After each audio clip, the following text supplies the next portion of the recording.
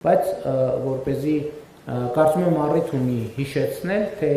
ինչի մասին է խոսքը Վաշինգտոնի հռչակագրի 3-րդ և 4-րդ հոդվածներում։ 3-րդ հոդվածը, որը մեջբերում ենք, մասնավորապես ասում է. մենք վերահաստատեցինք ներպետական երկկողմ և միջպետական փոխադրումների համար երկու երկրների, այսինքն Հայաստանի և Ադրբեջանի միջև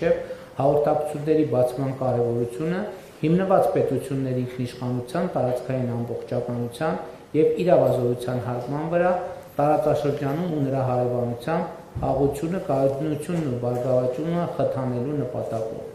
Այս ջանքերը կներառեն Ադրբեջանի Հանրապետության հիմնական մասի և Նախիջևանի ինքնավար հանրապետության միջև Հայաստանի Հանրապետության տարածքով անխոչնդոտ հաղորդակցությունը, Հայաստանի Հանրապետության համար միջազգային և ներպետական հաղորդակցության փոխադարձ առավելություններով։ Սա 3-րդ կետն էր, իսկ 4-րդ կետում ասվում է. Հայաստանի Հանրապետությունը աշխատելու է Ամերիկայի Միացյալ Նահանգների և փոխադարձաբար համաձայնեցված երրորդ կողմերի հետ Հայաստանի Հանրապետության տարածքում Թրամփի ուղի հանուն միջազգային խաղաղության և բարգավաճման TRIP հաղորդակցության ծրագրի իրականացման շրջանակը սահմանելու նպատակով։ Մենք հաստատում ենք մեր վճռականությունը բարեխղճորեն ձեռնարկելու բոլոր միջոցները սույն նպատակին հնարավորինս արագ կերպով հասնելու համար։ Ցանկանում եմ տեղեկացնել, որ ներկայումս Միացյալ Նահանգների հետ բավական ինտենսիվ աշխատանք է տեղի ունենում նախագծի իրականացման շուրջ։ Իհարկե նախագիծը մեզ համար և տարածաշրջանի համար նոր է, ինքը ունի բազմաթիվ նրբություններ և ես համոզված եմ, որ մենք հնարավոր ամենաարագ ժամկետներում այդ խնդիրները կքննարկենք, լուծումները կգտնենք և իրականացնենք այդ ծրագիրը, բայց էլի կրկին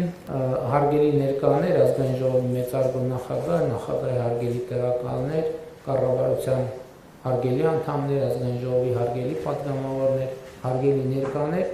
շատ կարևոր է արձանագրել, որ ըստ էության սա մենք պետք է անընդհատ ասենք, որովհետև հիմա կասեմ նաև, թե ինչու պետք է անընդհատ ասենք, որ խաղաղությունը Հայաստանի և Ադրբեջանի միջև հաստատված փաստ է, դա հաստատված փաստ է, և մենք պետք է նաև հարաբերվենք այն իրավիճակի հետ, որ խաղաղությունը մեզ համար անծանոթ երևույթ է, հասկանում եք, անծանոթ երևույթ։ Հայաստանի Հանրապետությանը ծանոթ չէ, թե ինչ է նշանակում խաղաղություն, որովհետև Հայաստանի Հանրապետությունը իր անկախության առաջին օրից եղել է կոնֆլիկտի մեջ, նույնիսկ անկախության նախորդող բավական երկար ժամանակաշրջանում ըստ էության մենք ապրել ենք կոնֆլիկտային միջավայրում և ապրել խաղաղության պայմաններում, ունենալ խաղաղության պայմաններին համարժեք ընկալում և մտածողության ձևեր, դա պարզ խնդիր չի, և մենք պետք է շատ ուշադիր լինենք այդ խնդիրը լուծելու համար, և սա կարևոր բաղադրիչ է խաղաղության նկատմամբ խնամք տանելու անհրաժեշտության առումով, որովհետև մենք պետք է հաստատված խաղաղության նկատմամբ խնամք տանենք, որպեսզի այն ուժեղանա, ամրապնդվի, դառնա առավել ինստիտուցիոնալ։ Իհարկե, այս հարցում մենք աշխատում ենք, շարունակում ենք աշխատանքը Ադրբեջանի հետ, շարունակում ենք աշխատանքը դիվանագիտական խողովակներով, նաև տարբեր մակարդակների շփումներ են տեղի ունենում, վերջերս ազգային ժողովի նախագահի հանդիպումը տեղի ունեցավ Ադրբեջանի Միլի Մեջլիսի նախագահի խոսնակի հետ, նախորդիվ